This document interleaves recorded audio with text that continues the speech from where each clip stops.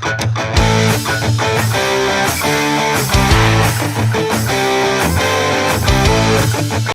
friends, welcome to Ekiti Talk Show. Let's welcome our today's guest, one of the finest wrestler, Sarita Moore. इन्होंने Asian championship में medal जीता हुआ है, world championship में medal जीता हुआ है और भी आगे तैयारी कर रही हैं ताकि भारत के लिए और ज्यादा मेडल्स लेके आए।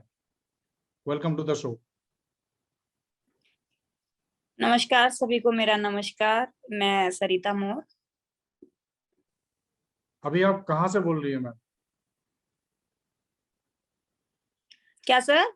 अभी आप कहाँ से बोल रही है? कैंप से कि अपने घर से? अभी मैं लखनऊ से सर। जी जी जी। मैं अभी लखनऊ कैंप से बोल रही हूँ सर। इधर हमारा इंडिया कैंप लगा हुआ है अभी कॉमनवेल्थ गेम्स और एशियन गेम्स और वर्ल्ड चैंपियनशिप की प्रिपरेशन के लिए, तो मैं उनसे बोल रही हूँ सर।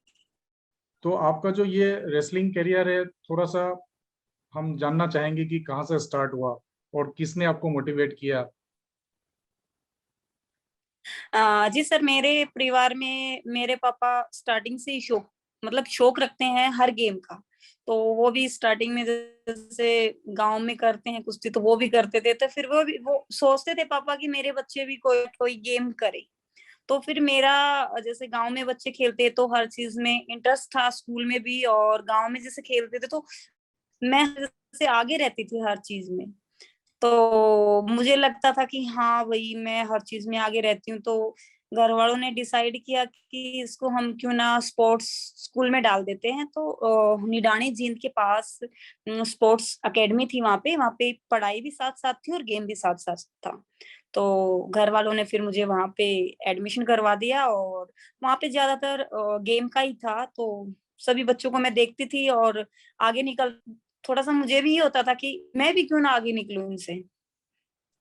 तो वहीं से सर, मेरे को पहले मैं कबड्डी खेलती थी और फिर जैसे जैसे मैंने देखा कि कबड्डी के कोच बहुत पिटाई करते थे हमारी, तो फिर मैंने डिसाइड किया कि मैं कबड्डी नहीं खेलूंगी, क्योंकि मुझे पिटना बिल्कुल भी पसंद नहीं था। मुझे पसंद था कि भाई हाँ, जो भी करूंगी मैं दिल से करूंगी, लेकिन पिटाई नहीं, पिटाई।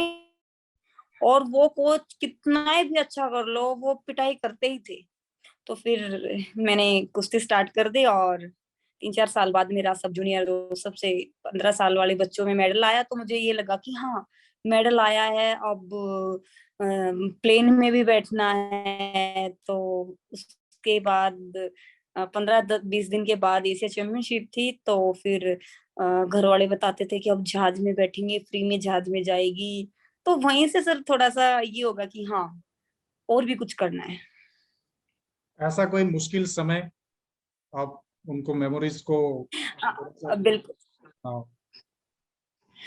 हाँ। बिल्कुल सर, मैं एक मतलब फार्मर की फैमिली से बिलोंग करती हूँ, क्योंकि मम्मी पापा दोनों ही फार्मर हैं और मम्मी पापा दोनों 5th क्लास तक ही पढ़े हुए हैं।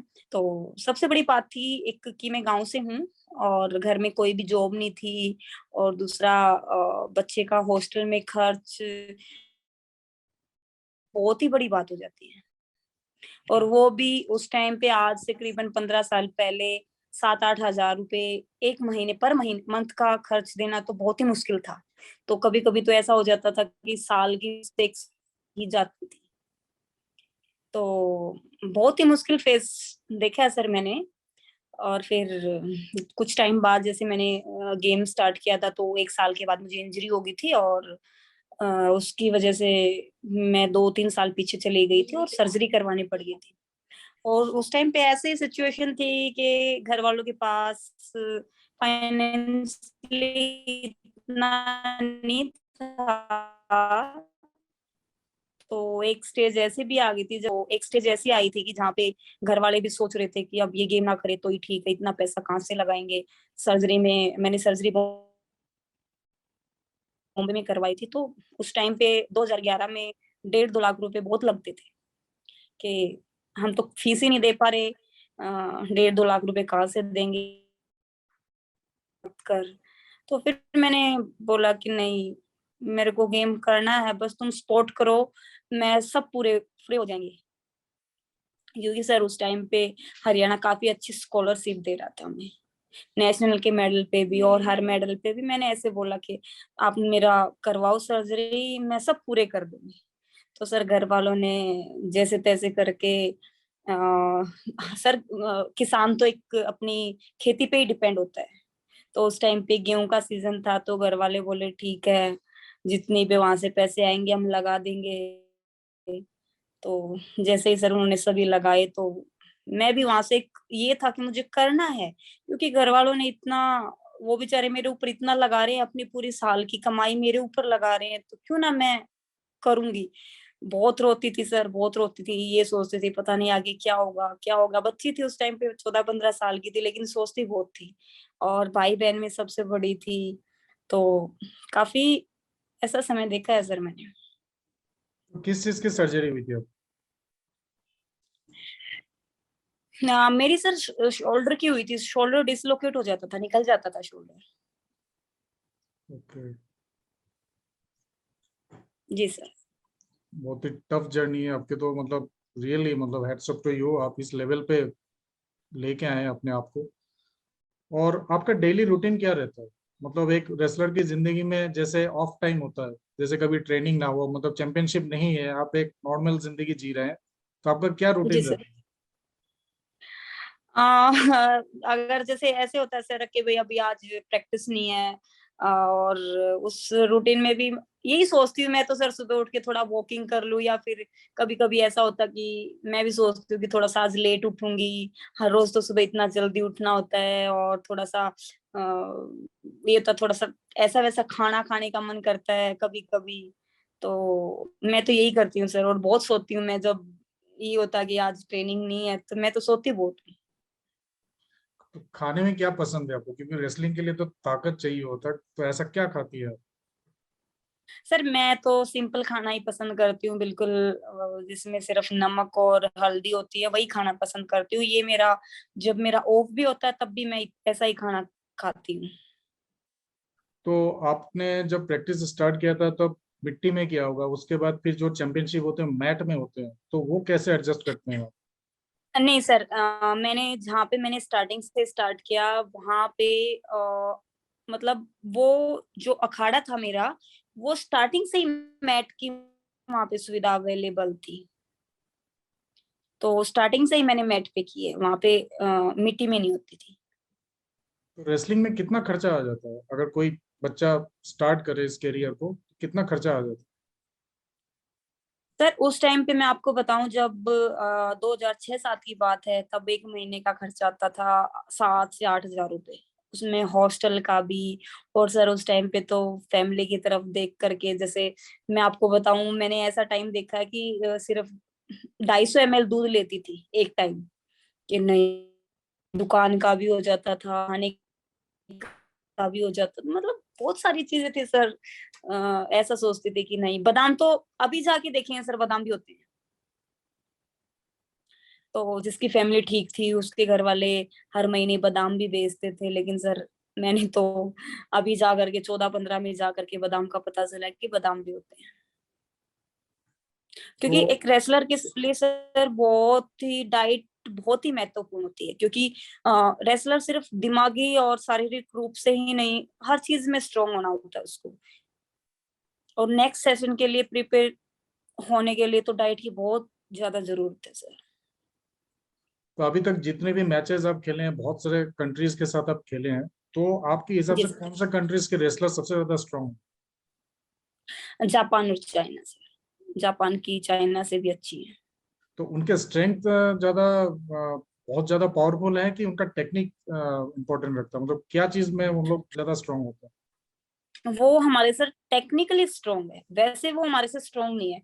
मैं सर इतने कंपटीशन खेली हूँ, मैं किसी को भी स्ट्रांग नहीं मानती हमारे से, क्योंकि हम बहुत स्ट्रांग है, हम मेंटली भी बहुत स्ट्रांग है, हम शारीरिक रूप से भी बहुत स्ट्रांग है, लेकिन आ, उनका उनके उसमें थोड़ी सी टेक्निक हमारे से ज्यादा है, क्योंकि वो स्टार्टिंग से जब बेस उनका तैयार होता है तो वो टेक्निकली बेस तैयार करते हैं। हमारे इधर स्टार्टिंग से ही मतलब मजबूत, बोलते हैं ना, जैसे स्ट्रेंथ पे वर्क करते हैं, और वो स्टार्टिंग से ही टेक्निक पे।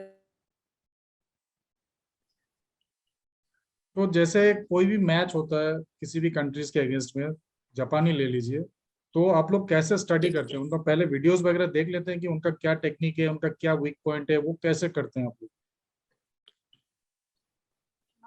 बिल्कुल सर, हम जैसे हमारी टाई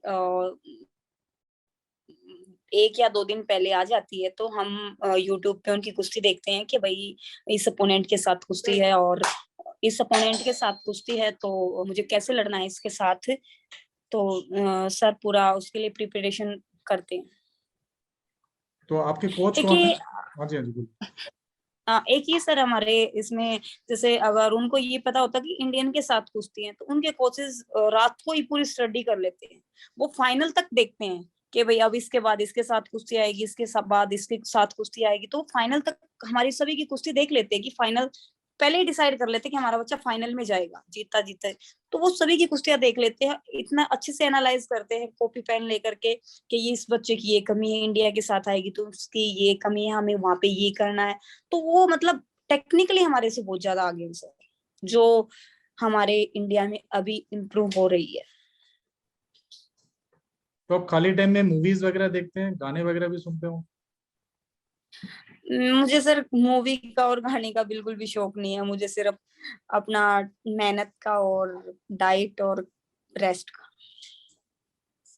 ओके। तो मैं फोन का भी कम यूज करती हूँ सर, जी जी जी जी। तो क्योंकि सर स्टार्टिंग से ही जैसे मैं रहती थी हॉस्टल में, तो वहां पे फोन अलाउड नहीं था, तो वो स्टार्टिंग से ही ऐसी हैबिट बनी हुई थी, बस प्रैक्टिस, अपना काम, रेस्ट और ये सब सर।